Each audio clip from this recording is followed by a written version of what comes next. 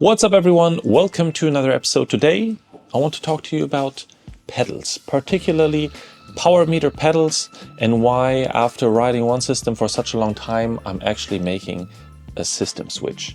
So first of all, let's talk about where I started out pedal-wise. I very quickly after I started cycling got into clipless pedals and got one of those, I think, cheapest Shimano pedal systems that I could clip in with those cleats that I think we all know about. And very quickly I noticed that I'm struggling quite a bit when it comes to getting my foot in there. And I was wondering what other options do exist. Of course, I knew about the gravel pedals that have double-sided entry, but back then there was a company called Speedplay, which was later acquired by Wahoo, making those kind of pedals, and they allowed for double-sided entry. So I got onto that system and I stayed with it for, I think now, over 3 years, 4 years, and overall I was actually quite happy with it. But there was one thing that was over time annoying me so much that I now had to give another system a try. But let's quickly first talk about now those pedals, because I went from, as I said, the regular Speedplay ones to the Wahoo ones, double-sided entry. I bought the power meter version. They're ridiculously expensive, unfortunately. I went for only the single-sided power meter version after riding the regular pedals for quite a while. So this one only has like the power meter module on the left-hand side, then this gets doubled, and that's how your power is getting calculated, I guess. And as I said, I was riding with these pedals for years, and overall I was quite happy. But there's one big issue that I had with this pedal system over time, and it was coming and going most of the time, and it had to do with creaks. Like, it was creaking, and I put so much time and effort into getting my drivetrain running smooth and quiet, and then if you have like clicks and squeaks coming out of your pedals or your shoes or your cleats, that's something that can get very frustrating over time. So after looking for a long time where some creaks might be coming from, initially I thought it might be bottom bracket issues and so on and so forth. It turned out that they're coming from my shoes, or actually the cleats, and I think the area where they're touching the pedals. The special thing, in this case maybe in a negative way, with the Speedplay system is that it is not a 3-hole system like this, but what you have to mount on your shoe is an adapter plate. So you have like this 3-point system here, and then you have openings for 4 other screws. And then on top of that there goes this metal part that has a spring that keeps your pedal in, and then on top of that you got to install this walkable cover, because otherwise it's very, very hard to walk. And of course, with so many parts, there are so many options of dirt getting in there, loop not getting in there, and then some squeaks and clicks showing up.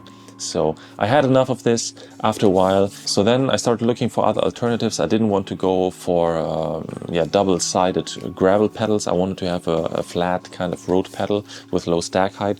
So I thought I'll give the Shimano system a try. But of course I also wanted to keep the power meter functionality on here. And this is where Magene was so kind to provide me with their actually double-sided power meter pedals, a 715 model.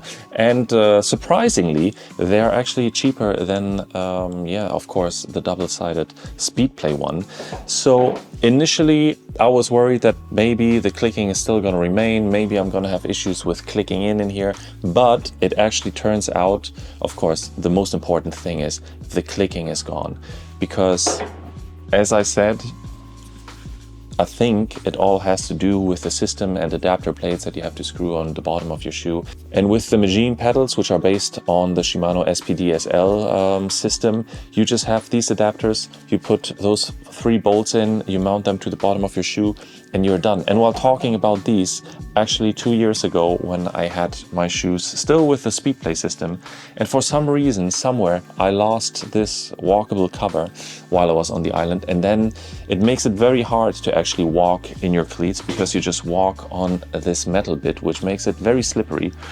And I wasn't able to find a replacement on the whole island. I spent one day going from shop to shop. I wasn't able to find a cover replacement. Of course, I could have ordered one, but I think that would have taken like another 3 days. While these plates, you get them pretty much everywhere. everybody stocks them. There are 3 different ones when it comes to like how much float you want, or if you don't want any float at all, but they're kind of like the standard, so very, very easily accessible. So most important thing, the creak is gone. So now my drivetrain is finally silent, and I don't really have to worry about any clicking or having to loop anything on the cleats and so on and so forth. So that is fantastic. Then I was wondering about like the power accuracy, and I mean, I'm not the right person to do like any measurements. I'm not gonna get like my indoor trainer out and look at curves. You know that I'm not that kind of person. There are other channels, like especially particularly GP Llama ones, where you can get like all that data and comparisons and all that kind of stuff done, but I'm not that person. I basically just looked at my previous rides that I was riding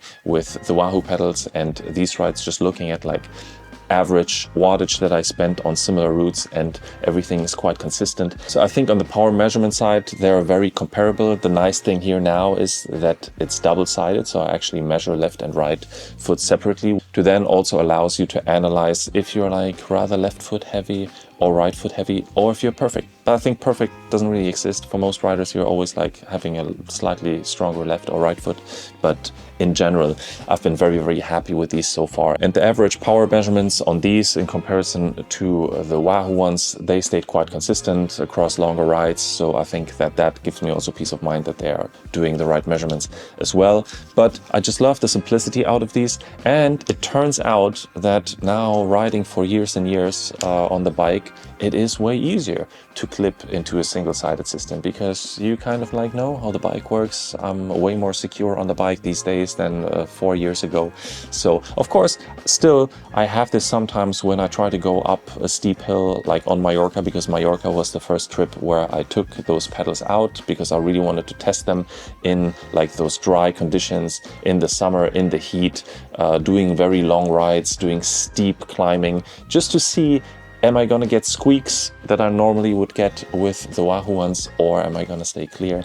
And as I said, happy to report that even after the quite intense Mallorca trip, I stayed very clear of any creaks. Power measurement was always there, so very, very happy.